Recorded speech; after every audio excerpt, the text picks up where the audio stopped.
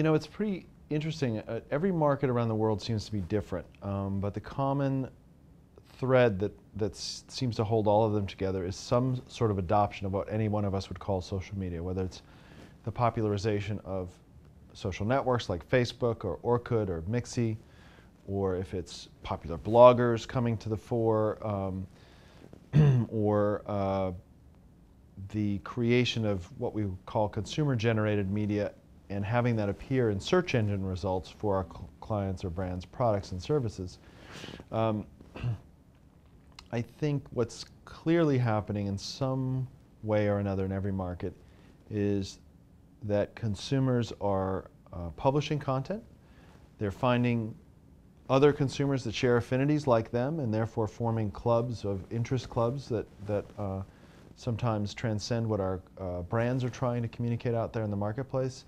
And so I think that the common response is that brands understand they now need to form a direct relationship with those customers and not rely on them being brokered through advertising or brokered through traditional media or, quite frankly, brokered through other business relationships like retailers and others who traditionally have owned the customer relationship.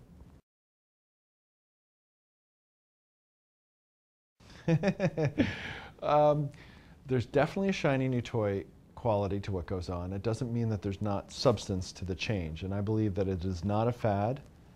I believe that this shift to consumer empowerment, or however you want to summarize what social media has done, is here to stay. It's never. It is a bell that cannot be unrung.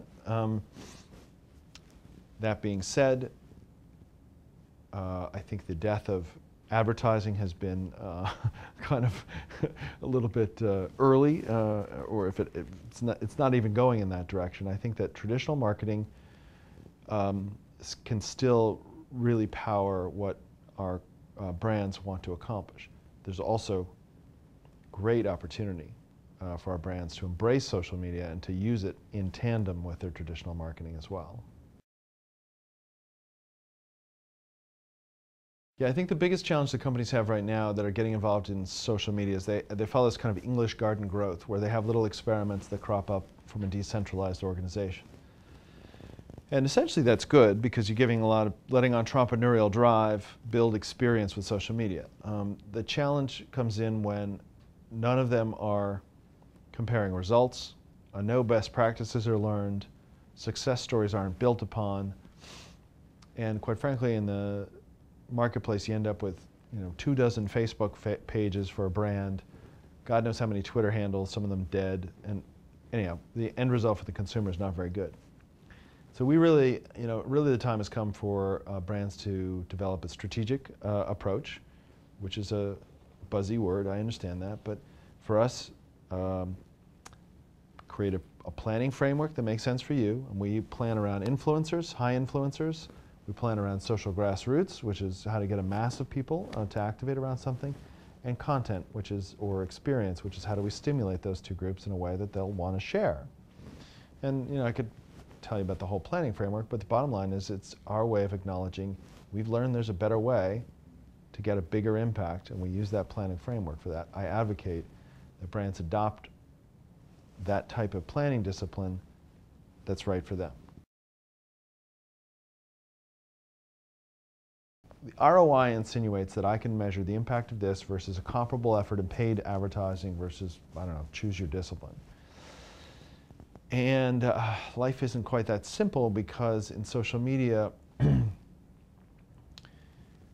we're building off of the inherent higher value of trust that people have hearing something from someone that they can identify with or someone they know.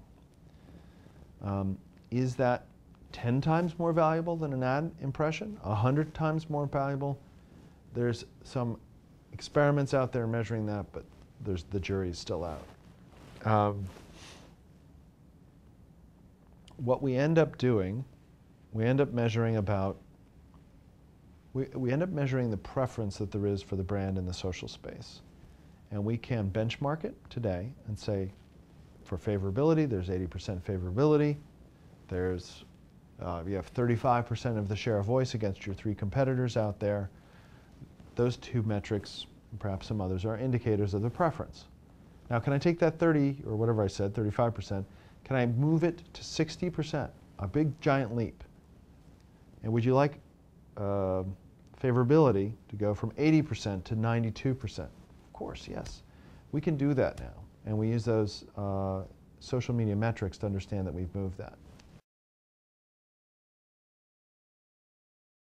You know, it's interesting. You see in many markets around the world where in public affairs, in government and politics, that social media is changing the fate of ruling parties or historically dominant groups in the society. So, and you know, whether this is in the Thailand or in the Philippines or in many markets around the globe, there are examples everywhere.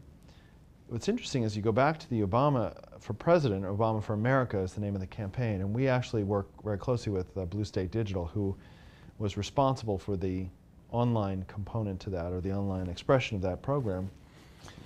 Common wisdom is that it was a great social media endeavor, which it is, but at its core was an email CRM program, right, which really is the best of traditional advocacy stimulation plus social networking, or social media rather, to produce essentially a groundswell. Now, that being said, I could be misquoting here, but that doesn't change the fact that $600 million worth of media was bought during the campaign. So it's a big fundamental change, but it doesn't neutralize the power of a lot of the traditional marketing that we know today.